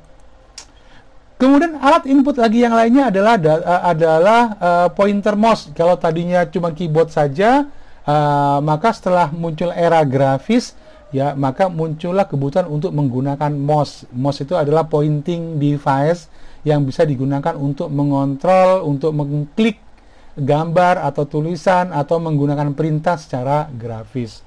Kalau di notebook istilahnya adalah touchpad. Bagian yang ada di bawah dari keyboard itu yang kita menyentuhnya dengan gerakan jari itu adalah touchpad. Sedangkan perkembangan berikutnya di tablet muncullah touchscreen. Jadi touchscreen yang ada pada layar itu pengembangan dari touchpad ya, pengembangan dari touchpad. Ya, di handphone juga alat input lagi yang lainnya adalah mikrofon, kamera, ya termasuk juga wireless headset juga. Nah, bagaimana kalau saya punya kertas dan saya ingin masukkan gambar atau tulisan yang ada di kertas tersebut ke dalam komputer? maka Anda harus menggunakan alat yang namanya scanner. Scanner itu pada prinsipnya bekerja dengan menggunakan cahaya. Kalau kemudian ada tulisan ataupun ada gambar yang ada pada kertas, kemudian dipantulkan, ya ditembakkan cahaya ke permukaan kertas tersebut, maka pantulannya akan diterima oleh sensor cahaya dan diubah menjadi gambar dalam bentuk digital. Ya, itu prinsip dasar dari scanner. Nanti kita akan bahas jauh lebih lanjut jenis-jenis scanner ya. Kemudian komputer itu nggak akan berguna. Sekali lagi, komputer nggak akan berguna kalau tidak dapat menampilkan informasi. Sudahlah, Anda punya komputer mahal banget sampai 100 juta. Anda punya handphone termahal sampai 30 juta. Tapi speakernya rusak, kejam juga ya, speakernya rusak, layar tampilannya rusak. Terus apa yang bisa Anda lakukan? Ya, Anda nggak tahu dia Anda ngeklik apa. Ya. Kenapa? Karena monitor atau layar ya dan speaker itu adalah alat output. Ya, ya itu contoh dasar dari bahwa komputer itu tidak akan berguna kalau tidak bisa menampilkan informasi. Apa saja sih kira-kira perangkat yang digunakan? Contohnya adalah printer. Ya, printer itu adalah alat output yang digunakan untuk bisa menampilkan gambar ataupun tulisan, ya, ataupun bentuk material. Ya, kalau Anda pahami, ya beberapa jenis printer juga ada sekarang sudah ada printer 3 dimensi. Kalau awal mulanya alat output yang umum itu adalah printer, dia hanya mencetak teks dan gambar, maka sekarang sudah ada printer yang bisa digunakan untuk mencetak objek 3 dimensi. Contohnya Anda sudah merancang gelas atau cangkir atau patung atau bidak catur, ya, pion misalkan. Nah, di komputer kemudian Anda bisa menggunakan printer 3 dimensi sehingga objeknya bukan lagi dalam bentuk lembaran tapi dalam bentuk objek 3 dimensi. Ya, oke. Kemudian alat output yang umum adalah display atau layar monitor untuk bisa menampilkan teks, grafik maupun gambar bergerak atau video. Ya. Apa contohnya ya di layar? Mungkin Anda pahami resolusinya ya, ukurannya. Sekarang handphone itu sudah dari yang tadinya 4 inci jadi 5 inci jadi 6 inci. Kebanyakan sekarang mungkin pakai yang 6,5 inci. Kalau yang sudah pakai 7 inci ke atas biasanya adalah ukuran untuk tablet seperti iPad ataupun Samsung Galaxy Tab ya. Kamera, dulu kamera pakai film. Kalau Anda mau nyetak, maka Anda ingin lihat hasilnya, maka Anda harus cuci dulu filmnya, baru dicetak di kertas. Tapi kemudian muncullah kamera digital. Kamera digital itu di belakangnya ada displaynya. Sehingga ketika Anda sudah foto, sudah memotret objek, maka Anda bisa lihat kira-kira gambarnya bagus apa enggak, buram apa enggak, orangnya senyum apa enggak yang difoto. Ya, itu memudahkan Anda untuk bisa mendapatkan gambar terbaik, ya, gambar terbaik dari sebuah kamera. Kemudian juga ada tablet display, ya, di mana menggunakan touchscreen juga, ya, ukurannya juga berbagai macam. Bahkan juga ada notebook atau laptop yang juga menggunakan touchscreen, ya, menggunakan sebagai. Jadi tablet dan notebook itu, monitor itu berfungsi sebagai alat input sekaligus juga output, ya. Alat output informasi yang lainnya adalah speaker, ya, earbud, headphone yang digunakan untuk bisa menghasilkan suara, output suara. Ya, sekarang macam-macam, ada juga Bluetooth, ya kan, earbud, ya, earphone Bluetooth, di mana nggak perlu pakai kabel sehingga nggak repot. Ya, kalau Anda lihat orang kesana kemari, misalkan kupingnya disumbet pakai benda putih, bukan karena dia ada sesuatu dengan kupingnya, ya, tapi karena itu adalah alat untuk bisa mendengarkan jika handphonenya, ya, atau dia sedang mendengarkan musik atau handphonenya menerima panggilan, ya, atau dia berbicara dengan orang lain dengan menggunakan wireless, ya, headphone, ya. Ya, data dan informasi selain tadi diinputkan dan dioutputkan juga harus disimpan. Percuma dong Anda masukkan data lewat keyboard, setelah diolah terus kemudian ditampilkan data transaksi tadi di supermarket tapi nggak disimpan. Loh, terus gimana dong Pak kalau nggak disimpan? Ya pasti harus disimpan. Maka kita kenal istilah memori, ya. Kita kenal istilah memori untuk bisa menyimpan data dan informasi. Istilah memori merujuk pada komponen elektronik yang digunakan untuk bisa menyimpan instruksi program dan data yang dibutuhkan oleh program tersebut. Biasanya istilah memori itu kalau di komputer ada yang namanya RAM, Random Access Memory, ya, Random Access Memory, ya. Memori ini ketika komputer dimatikan, maka kemudian virusnya juga datanya juga akan hilang. Jadi jangan pernah percaya katanya kalau komputer itu RAM-nya kena, memorinya dia ada virusnya, ketika komputer dimatikan maka virusnya tidak akan hilang. Nggak salah ya. Kalau virusnya dia tersimpan ada di memori, maka ketika kemudian komputernya dimatikan, maka data atau virusnya juga di RAM atau di memori juga akan habis atau hilang. Berbeda kalau disimpan di yang namanya storage media. Jadi storage media adalah istilah yang digunakan, alat yang digunakan untuk bisa menyimpan data secara permanen. Jadi walaupun komputer itu dimatikan, tetapi data Anda akan tersimpan tetap di situ. Contohnya adalah hard disk, flash disk, CD, ya, dan seterusnya. Sedangkan alat yang digunakan untuk bisa merekam dan menampilkan kembali data yang disimpan di storage media disebut sebagai storage device. Contohnya adalah CD, DVD, ROM drive, ya. Oke, nanti kita lihat beberapa contohnya. Ini contohnya. Jadi di notebook Anda, di laptop Anda ada alat seperti ini yang disebut sebagai hard disk. Biasanya kalau di iklan-iklan atau di brosur-brosur cuma ditulis sebagai HDD atau hard disk, ya, HDD atau hard disk.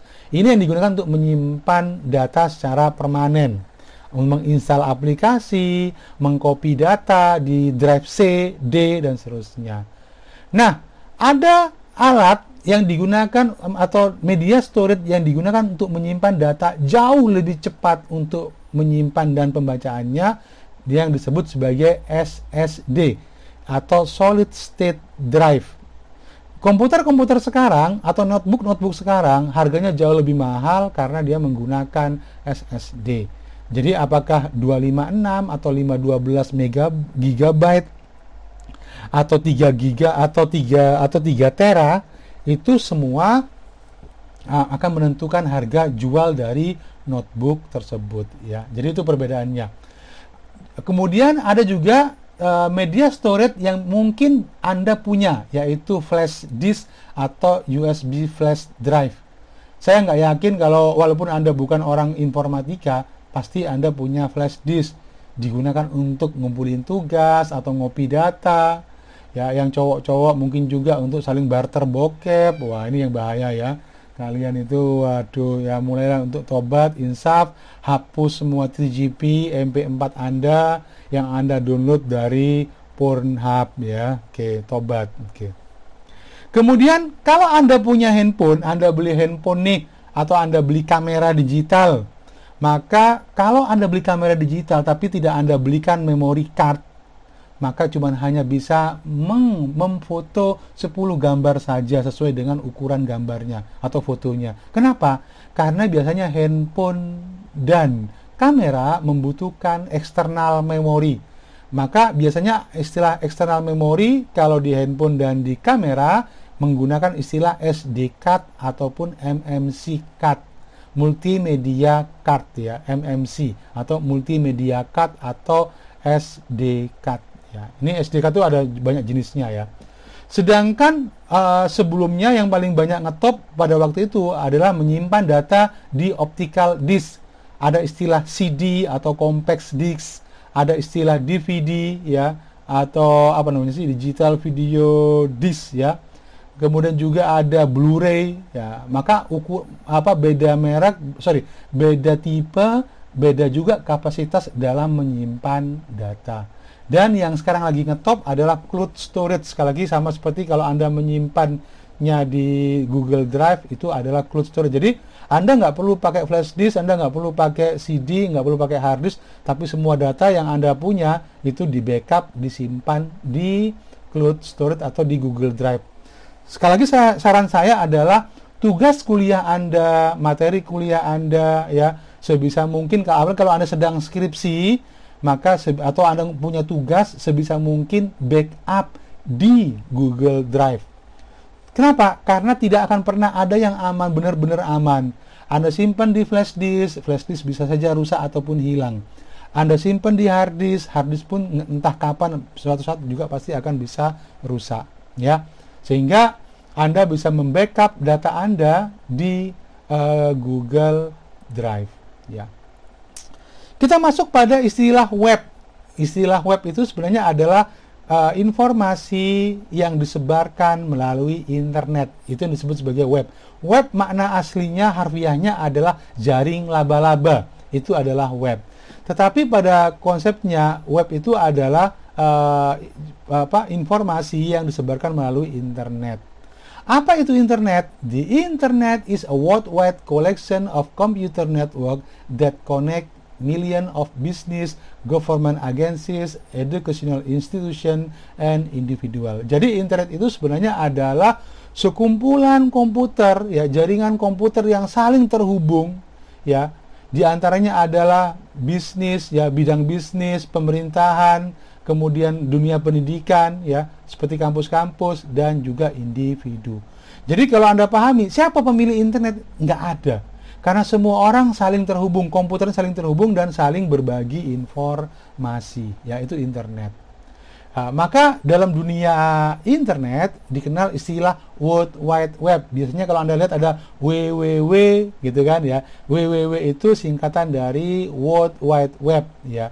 Ini merupakan bentuk protokol di mana is a global library of information available to anyone connected to the internet. Jadi sebenarnya ada kesadaran masyarakat untuk bisa saling berbagi informasi dan bisa diakses oleh siapapun di internet. Itu adalah World Wide Web ya. Sedangkan istilah web sendiri itu consists of a World Wide Web collection of electronic document. Jadi istilah web itu mengacu pada ya dokumen elektronik yang dibagikan di internet. Sedangkan halaman informasi yang bisa Anda lihat itu disebut sebagai web page.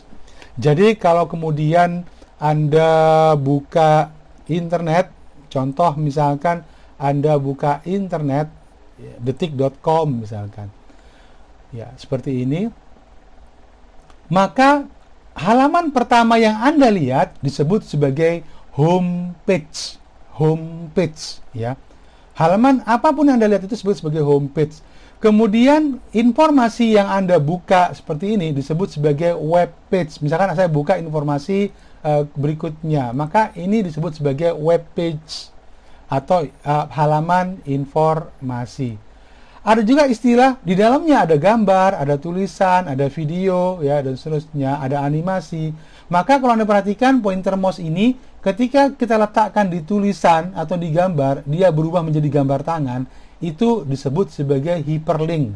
Hyperlink adalah tulisan atau gambar yang kalau kita klik akan berpindah pada halaman informasi yang lainnya.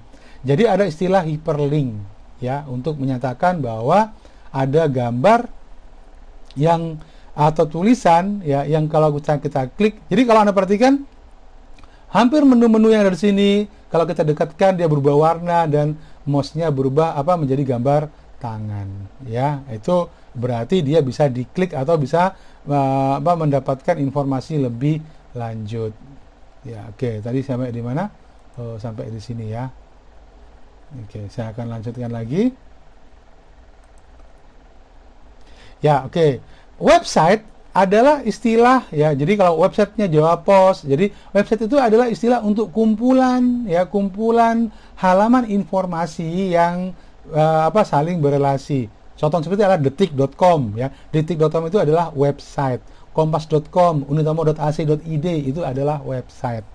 Sedangkan komputer yang digunakan untuk menyimpan halaman informasi tersebut disebut sebagai web server.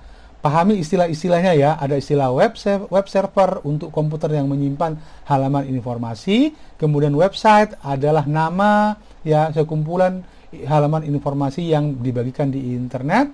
Kemudian web page adalah halaman informasi yang kita bisa lihat. Sedangkan World Wide Web itu adalah protokol atau kumpulan informasi yang bisa diakses oleh siapapun ya di internet secara luas. Nah, ini tadi contohnya ada hyperlink, ada video link, ada text link ya dan seterusnya. Itu saya tadi sudah tampilkan ya di detik.com tadi. Browser. Oke, browser. Oke. Browser itu adalah ya tadi saya sudah coba buka ya.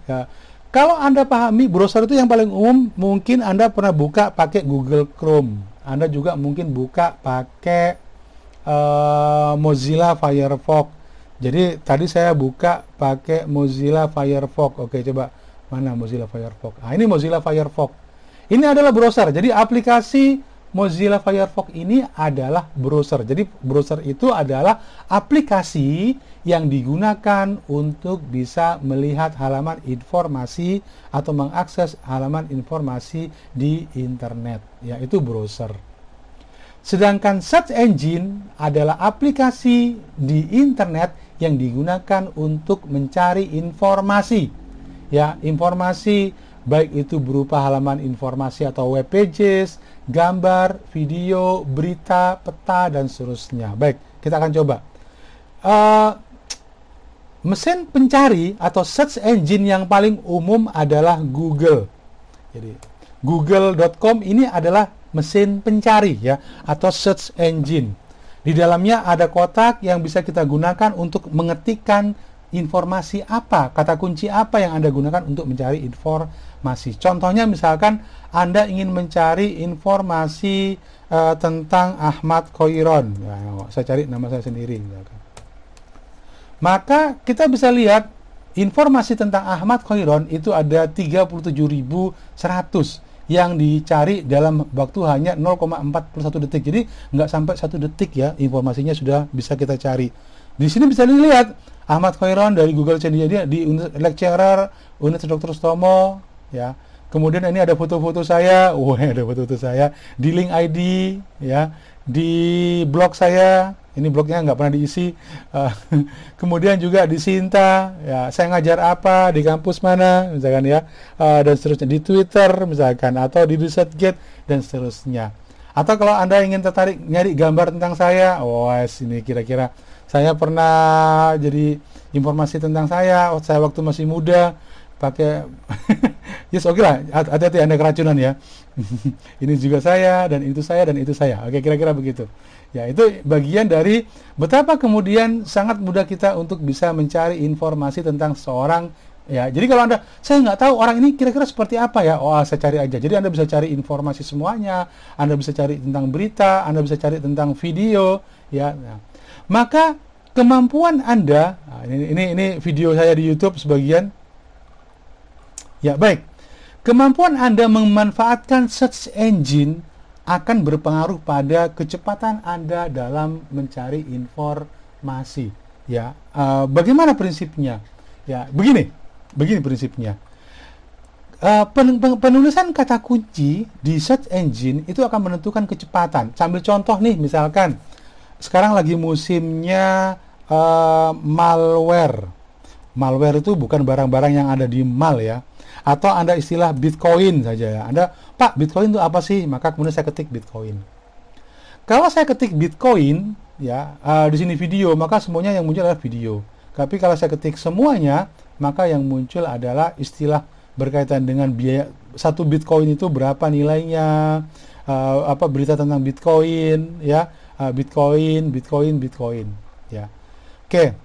Tetapi kalau kemudian saya ingin jauh lebih spesifik, misalkan contohnya adalah saya ingin mencari Bitcoin itu hanya ada di website detik.com, maka saya bisa menambahkan satu kata kunci.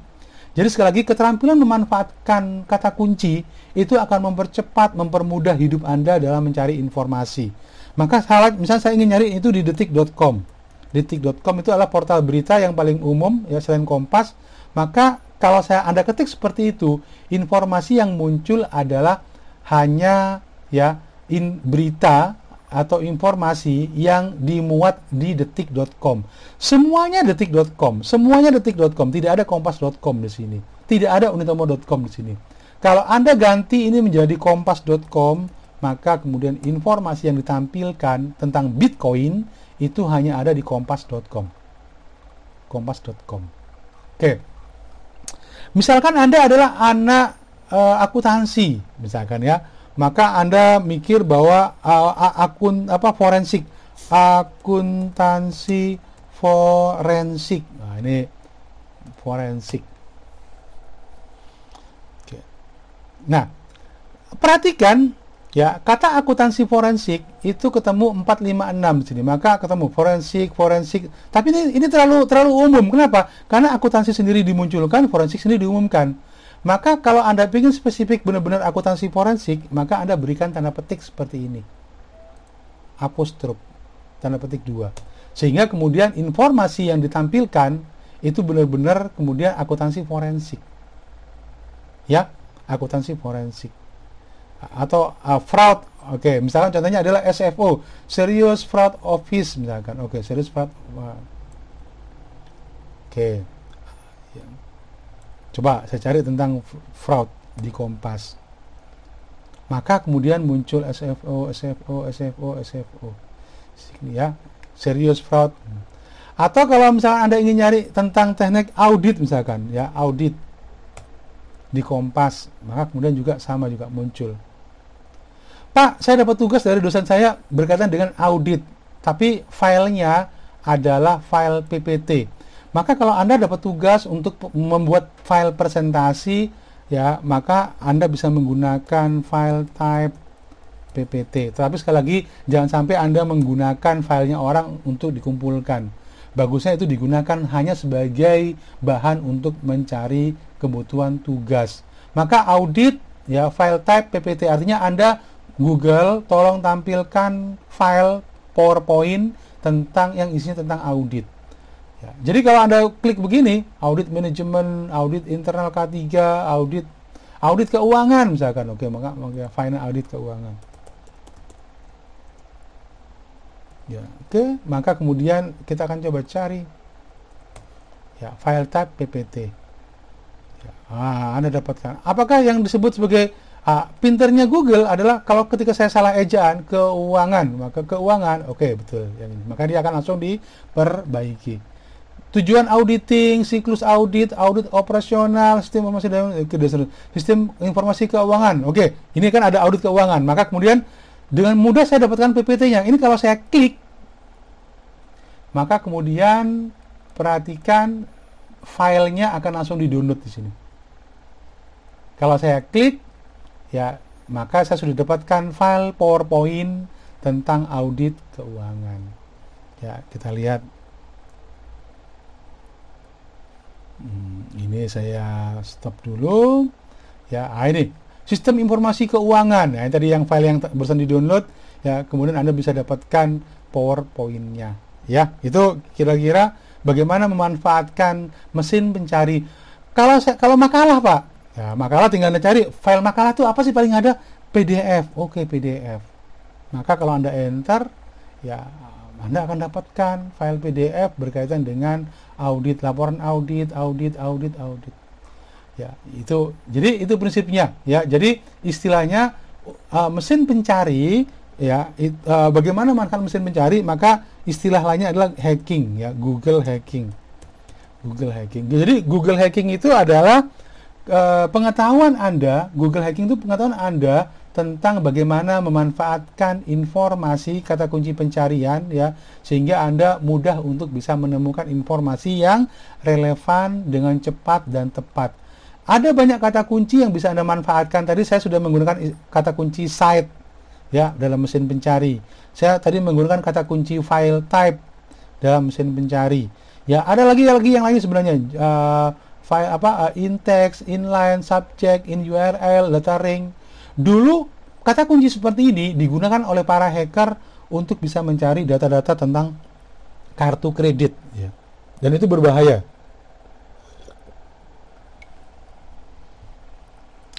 Sebenarnya hingga sekarang pun Kata kunci ini juga bisa digunakan untuk melihat apakah ada celah keamanan, apakah sebuah website atau sebuah komputer di internet itu dia membagikan password atau tidak. ya, jadi itu ya. Jadi bahayanya begitu.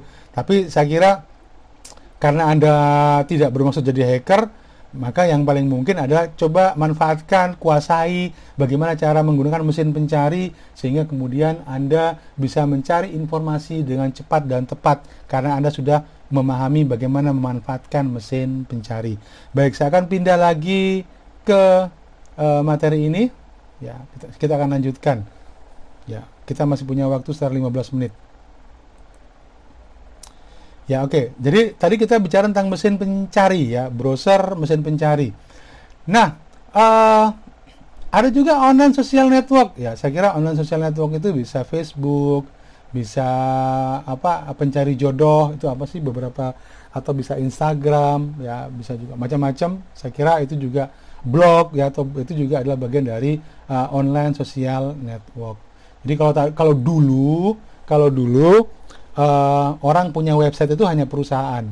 Tapi sekarang setiap orang bisa nulis di internet, bisa nulis fiksi di kompasiana.com atau di blogspot atau di WordPress ya. Oke. Kemudian apa kira-kira resiko atau keamanan yang mengancam? Jadi ketika kita bicara tentang dunia digital, maka tidak pernah ada yang aman. Maka perhatikan bahaya-bahaya yang mengancam seperti trojan, virus ya, atau malware lainnya, pelanggaran keamanan, privasi, pencurian data ya. Bahkan juga teknologi informasi juga punya dampak buruk, yaitu pada masalah kesehatan ya, pada masalah kesehatan mata. Orang yang terlalu lama di depan komputer bisa menyebabkan cedera. Kemudian juga berkaitan dengan masalah isu lingkungan yang kita akan bahas. Jadi isu lingkungannya adalah bagaimana kita bisa menciptakan komputer yang bisa hemat listrik, dan limbah dari komputer bekas itu bisa diolah dan tidak mencemari lingkungan ya. Maka dikenal dengan istilah green computing. Jadi green computing involve reducing the electricity consumed and environmental waste generated when using a computer. Jadi pada prinsipnya sekarang ini semua perusahaan isunya berkaitan dengan bagaimana bisa menciptakan komputer yang hemat listrik ya. Kemudian juga komputer bekasnya itu kalaupun didaur ulang jangan sampai kemudian mencemari lingkungan ya. Itu prinsipnya dari green computing. Pada berikutnya nanti kita akan bahas tentang program dan aplikasi. Anda harus memahami apa itu sistem software, apa sistem operasi, apa itu tool, dan juga apa jenis-jenis dari program aplikasi. Karena kalau Anda tidak memahami program aplikasi, maka Anda tidak bisa memanfaatkan komputer dan teknologi informasi dengan cepat dan tepat. Contoh nih, kalau Anda ingin merekayasa foto, mungkin aplikasi yang bisa Anda gunakan yaitu Photoshop. Kalau Anda membuat desain, mungkin pakai CorelDRAW. Kalau Anda misalkan untuk mengcopy file, ya, maka Anda bisa pakai Microsoft atau Windows Explorer misalkan, dan seterusnya. Jadi ada banyak sekali aplikasi-aplikasi yang bisa dimanfaatkan sesuai dengan fungsi tertentu. Ya, jadi bagaimana cara menginstalnya? Pak, kalau saya sudah menginstal program aplikasi di satu komputer, bisa nggak Pak itu di-copy terus dipindahkan ke komputer lain? Oke. Bagaimana Pak kalau saya punya printer baru, bisa nggak langsung dipakai? Ya kan? Nah, Pak, kenapa kok notebook saya, kok handphone saya semakin lama kok semakin lambat, Pak? Kadang-kadang muncul handphonenya tidak cukup memori. Itu cuma adalah bagian dari bagaimana bisa memahami perangkat dan aplikasi yang ada di dalamnya, ya. Bagaimana membuat software, ini juga kita akan bahas. Nah, mengapa kemudian dunia komputer yang sekarang berubah menjadi istilah ICT? Jadi ICT ya, Information and Communication Technology ya, atau istilahnya TIK ya. Jadi yang tadinya cuma information technology saja, maka sekarang istilah itu meluas menjadi Information and Communication Technology. Jadi Perkembangan komputer yang tadinya dia merupakan teknologi informasi berkembang menjadi teknologi komunikasi. Mengapa? Karena komputer tidak hanya digunakan untuk mengolah data menjadi informasi, tetapi juga komputer digunakan sebagai alat untuk berkomunikasi. Adanya chat room, email, fax, FTP, ya GPS, ya VoIP, Voice over Internet Protocol, instant messaging seperti WhatsApp, Telegram, semua adalah bagian dari bagaimana internet digunakan untuk ya komunikasi. Jadi pada communication device, bagaimana perangkat-perangkat tersebut bisa saling berkomunikasi? Tentunya kalau dia berkaitan dengan internet, yaitu karena adanya access point. Jadi jadi Anda connect ke internet, entah itu pakai kabel ataupun Anda pakai WiFi, itu tergantung dari bagaimana medianya. Pada prinsipnya bahwa sebenarnya kita bisa connect ke internet karena kita terkoneksi dengan jaringan komputer yang terkoneksi ke internet, ya. Bagaimana koneksinya? Ya, kalau yang dia tanpa kabel, ya bisa pakai WiFi, bisa juga pakai Bluetooth, bisa juga pakai seluler radio. Yang Anda gunakan kalau pakai handphone itu, yaitu adalah mobile internet, ya, dimana pakai seluler radio. Sekarang sudah eranya 4G, 5G, ya, dan seterusnya. Nah, jaringan komputer kalau di kantor, maka kalau dulu itu mungkin sebagian pakai kabel, sekarang adalah era di mana wireless sebenarnya. Kenapa? Repot banget kalau di kantor cuma ada satu printer, komputernya ada 5 atau 6, maka bisanya gantian. Bahkan yang paling repot kalau kemudian printernya pakai kabel, ya, maka kemudian ini dicabut kabelnya, dicolokin ke notebook Anda. Tetapi sekarang adalah era wireless. Data printer tidak harus pakai kabel, tapi menggunakan WiFi. Memang harganya jauh lebih mahal. Ya, mungkin kalau salah harganya sekitar 4 atau 5 juta ya, printer yang menggunakan WiFi.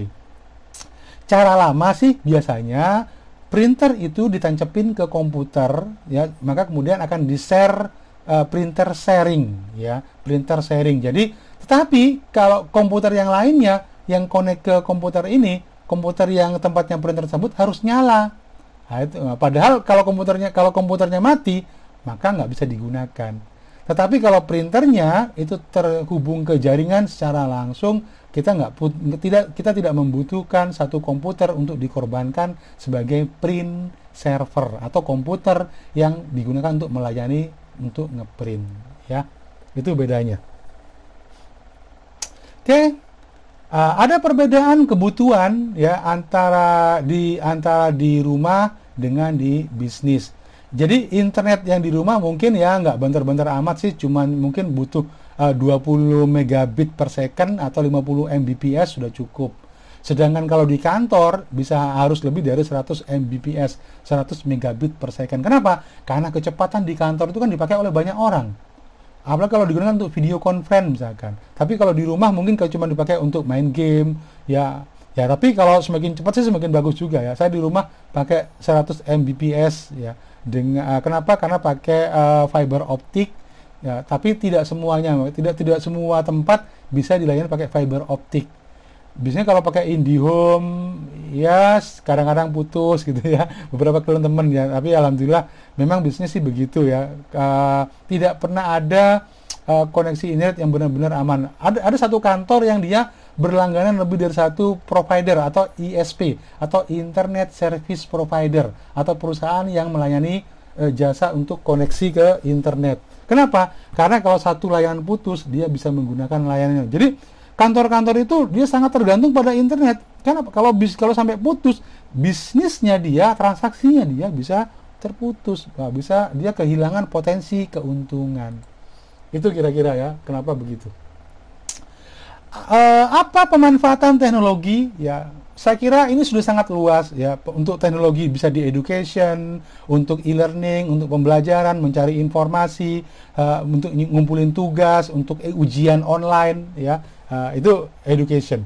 Atau di pemerintahan ya, bagaimana melayani pengaduan, bagaimana mengurus surat menyurat izin, maka pemerintah juga sudah punya berbagai macam layanan yang secara online. Atau di keuangan misalkan ya, finance ya, dengan adanya internet maka muncullah mobile banking, internet banking, sehingga orang tidak harus datang ke bank untuk bisa nyetor duit misalkan ya, atau untuk transfer atau untuk pembayaran. Ya, itu konsepnya. Itu mengapa mulai tahun ini banyak sekali 5 sampai dengan 5 tahun ke depan kasir-kasir yang teller-teller yang sekarang mulai dikurangi. Kenapa? Karena lebih menguntungkan kalau kemudian bank tersebut memiliki ATM, baik itu untuk mengambil uang ataupun setoran. Ya, karena sekarang pemerintah menekan supaya semua transaksi keuangan dilakukan secara cashless. Cashless itu artinya bahwa keuangan itu harus menggunakan sistem transfer ataupun menggunakan sistem digital. Tidak boleh misalnya membayar pakai ngambil uang di bank kemudian dibayarkan secara tunai. Kenapa? Kalau semuanya pakai cashless, semuanya tercatat siapa yang transfer, siapa yang menerima uangnya, maka nantinya ke depan koruptor akan sangat susah untuk melakukan modus operandinya. Sementara ini kalau kemudian ada orang yang dia transfer 1 miliar, pasti akan dicurigai, ya.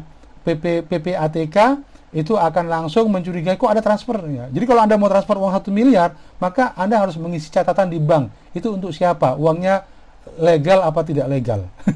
Ya, retail, penjualan, mall-mall banyak yang tutup, tetapi penjualan online itu begitu luar biasa. Jadi toko-toko retail sekarang juga beralih ke penjualan online. Jadi kalau Anda tahu Ace Hardware, Informa, dan beberapa toko-toko besar lainnya, bahkan juga sampai ke Matahari, sekarang mereka beralih ke toko retail secara online.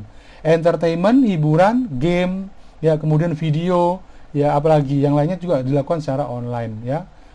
Healthcare, ya, Anda bisa berkonsultasi dengan dokter, bisa booking jasa dokter atau rumah sakit itu menggunakan menggunakan internet. Apalagi sains, ya, perkembangan teknologi, kerjasama penelitian juga bisa menggunakan internet, mencari informasi, jurnal-jurnal, ya. Travel misalkan, dulu kalau orang mau travel menyiapkannya itu susah, mau pergi kemana, tiketnya dia harus datang ke stasiun kereta api, ya, atau Anda harus berhubungan dengan agen travel. Tapi seadanya Agoda, Traveloka, Pergi-Pergi, itu adalah website, ya, perusahaan online yang menyediakan jasa untuk booking hotel, sewa mobil, tiket kereta api, pesawat terbang, ya, dan seterusnya. Sangat mudah sekali, ya. Jadi dengan teknologi informasi. Jadi bahkan kemudian hotel-hotel kecil, kalau Anda pernah tahu Red Door, jadi Red Door itu pada prinsipnya adalah perusahaan jasa startup yang kemudian dia menghubungi hotel-hotel yang dia tidak punya akses untuk bisa menawarkan jasanya secara online. Kemudian dengan Red Door itu kemudian dia menawarkan sebagai satu kelompok sehingga kemudian mereka bisa menawarkan jasa bersama-sama, ya, melalui grupnya Red Door. Jadi kalau Anda pernah tahu hotel-hotel kelompok Red Door seperti itu, ya. Ya, baik. Kita punya 1 menit lagi, ya. Ini beberapa jenis user, nanti kita akan bahas di berikutnya.